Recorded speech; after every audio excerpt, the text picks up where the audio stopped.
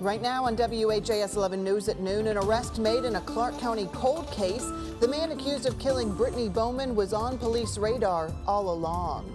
Plus, Louisville's mayor proposing new funding for MetroSafe that would put medical staff inside the 911 call center. How he says this would make our ambulances run more efficiently.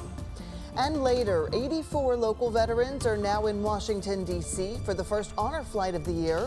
The special moments this morning as they boarded the plane. WHAS 11 News at noon starts now.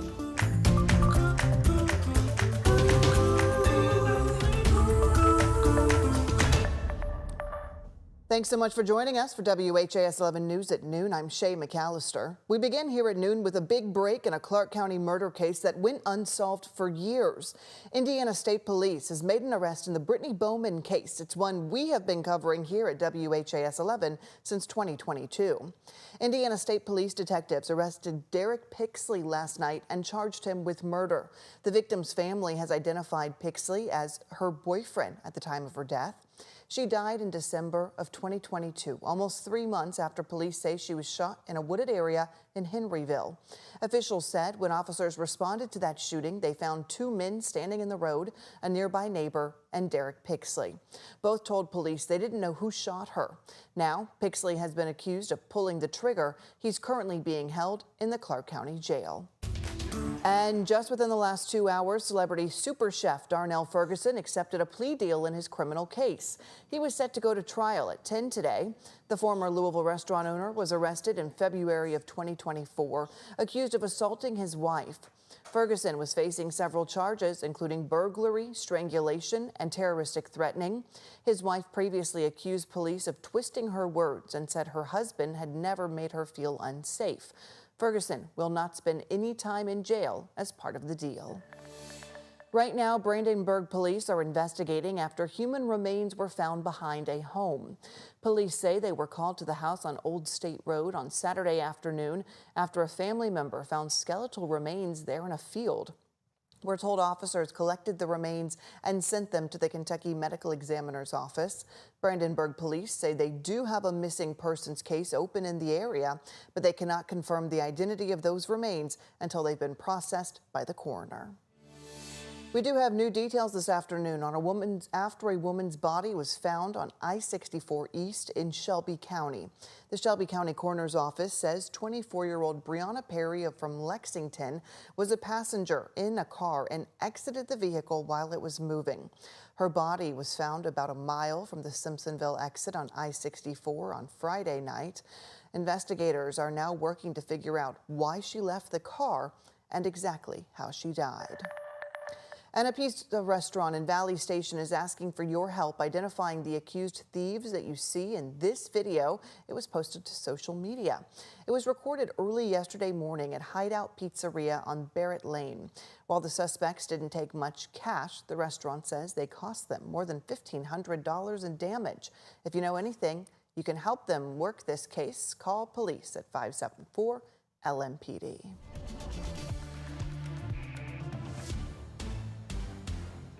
Now we want to send it on over to meteorologist Matt Breland as we're dealing with another cloudy and it looks like even possibly stormy afternoon, Matt. Yeah, Shay, you know, we are tracking a overcast pattern that will be around throughout most of our Tuesday, and some isolated showers are going to be present as well. Here's a look across downtown. You'll notice that steady cloudy sky that's still lingering around with us, and we've got temperatures staying in the mid-70s, and it is certainly muggy out there. Wind staying out of the south around 5 miles per hour.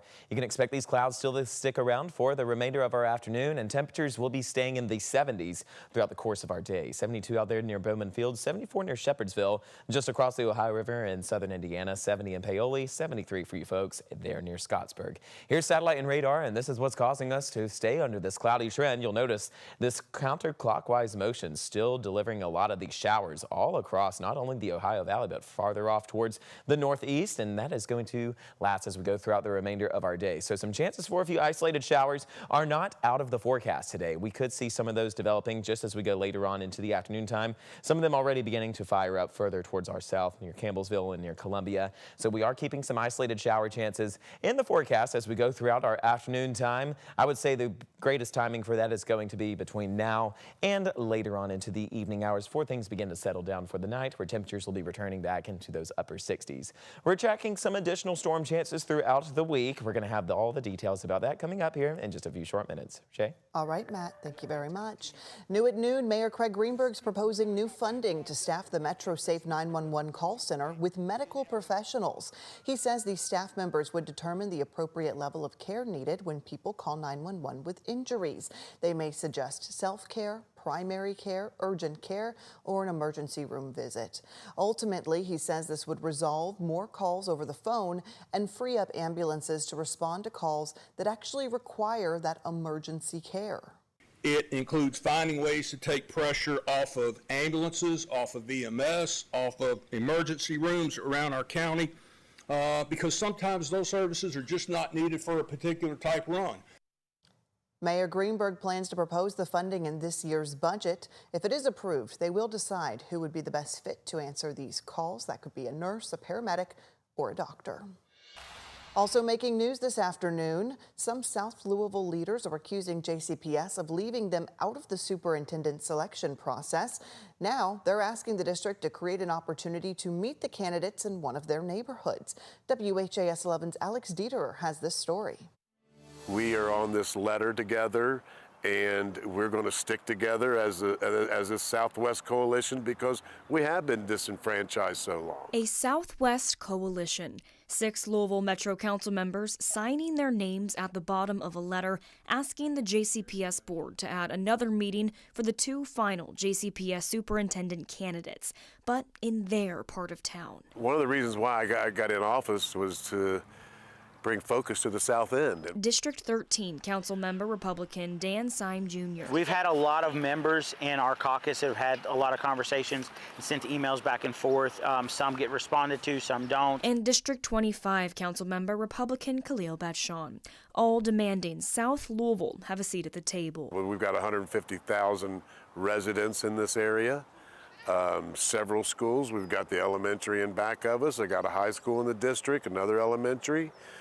We have concerns about where our kids are going to go and the direction of JCPS, and we should have a voice. Right now, the JCPS board has 2 public forums planned, a time for the city to meet their superintendent candidates, one off Newburgh Road and the other east of Anchorage. Not everybody can make it to Newburgh Road at 4 o'clock in the middle of an afternoon on a weekday. We work, we have jobs, we have kids we have to pick up from school at 4:30 in the carpool line because our buses can't get to where they need to be in the right time. They're naming PRP High School, Farnsley Middle, Conway Middle, or the Southwest Government Center as possible venues, all in South Louisville. Alex Dieterer, WHAS 11 on your side.